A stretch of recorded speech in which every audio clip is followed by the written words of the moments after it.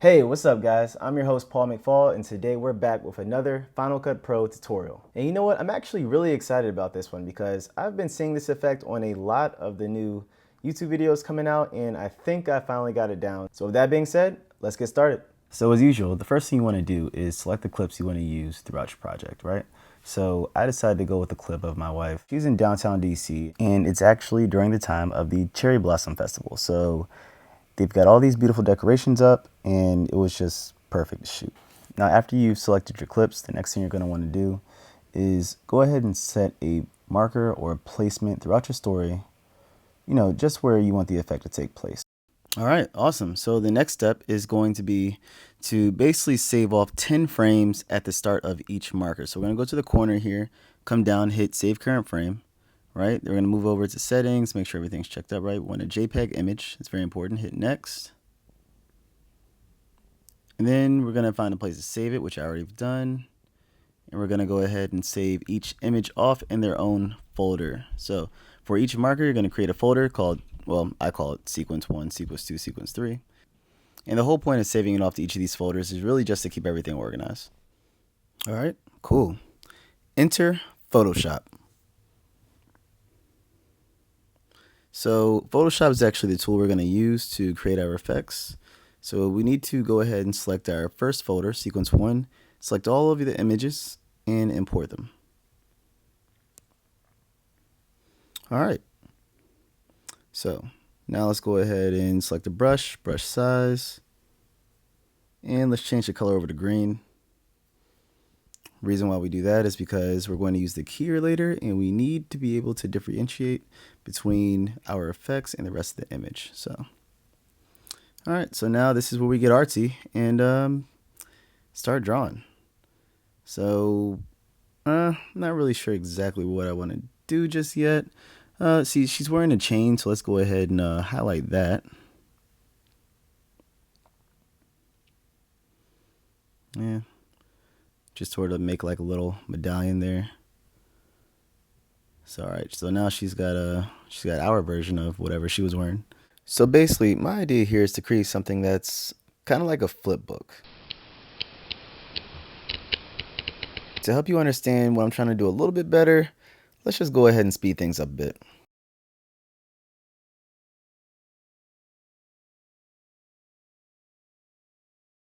All right, so now I've got a woman with a chain around her neck. My wife's got little squigglies coming out of her, and I got a guy that I'm trying to finish his cape up. But so yeah, this is gonna be the start of my flip book. And what I'm gonna do after this is just go from picture to picture and change the image just, ever so slightly to give it a little bit of motion.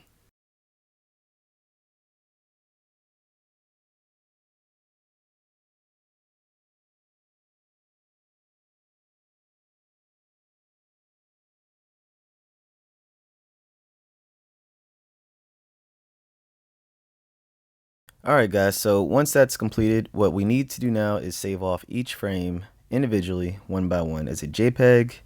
I actually prefer to save them as a copy as well, so just to keep it organized. Go ahead, save. Okay. Now back in Final Cut Pro, the first thing we want to do is create a new event. So right click, create new event, name it something meaningful. I mean, we're editing the first sequence here, so SCQ1 works for me. Hit OK.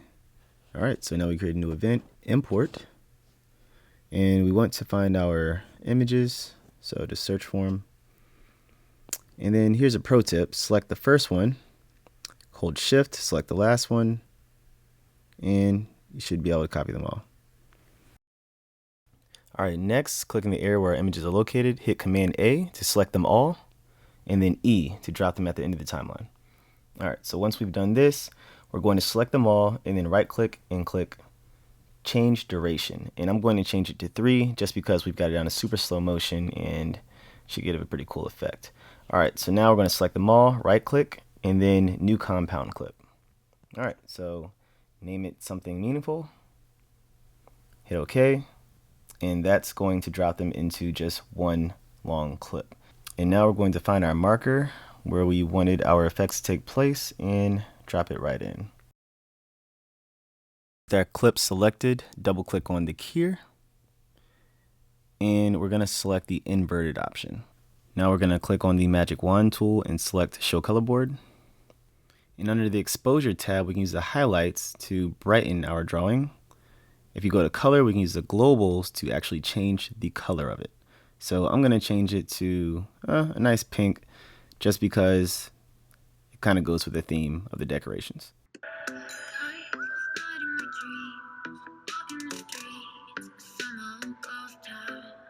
Alright guys, that's pretty much all there is to it. That's the Scribble effect. I think it's nothing less than awesome. Anyway, I hope you guys really enjoyed this video. If you did, please give it a thumbs up. I'd really appreciate it, and I look forward to seeing you on the next one. When I woke up this morning in the haters' world,